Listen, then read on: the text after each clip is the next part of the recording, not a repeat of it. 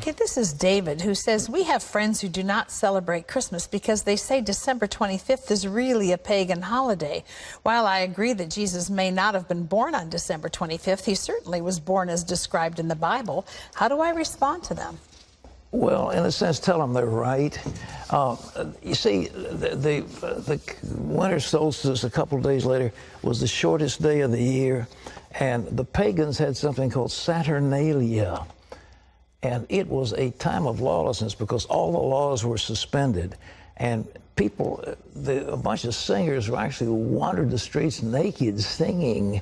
And then they had orgies, sexual orgies. It was a mass thing. Well, when the Catholic Church came along in Italy, the Romans and others didn't want to give up their holidays. So they said, okay, we'll Christianize it. And so they said, okay, we'll say the birth of Jesus was the 25th of December.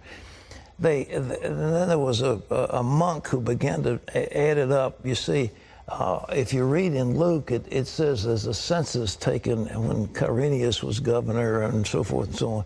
And they could take those leaders and figure the exact time dating from the foundation of Rome. And that's when the dates were established. And so they get pretty close to the date. But to say it's the 25th, shepherds were out abiding in the field. It gets a little cold at night. I mean, were they out there in the middle of winter? You know, I don't know. I've been out there on the shepherd's field on Christmas Eve. It's very nice. But it's cold. And nevertheless, I mean, what was going on? So all this business about mistletoe, pagan. Christmas trees, pagan. Giving out gifts, pagan. Every bit of it is pagan. Every single bit of it is pagan. We've Christianized it all. And so that's good. And so we have time. We celebrate for Jesus. And everybody gets all misty-eyed. But the truth is, they're all pagan.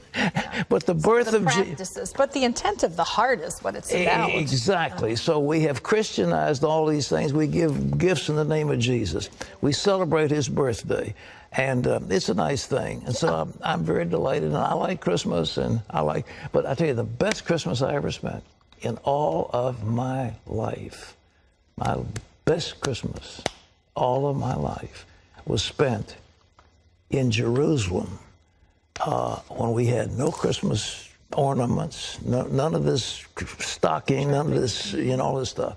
But on Christmas Eve, we stood in Shepherd's Field and we sang, "O Little Town of Bethlehem, how still we see thee lie."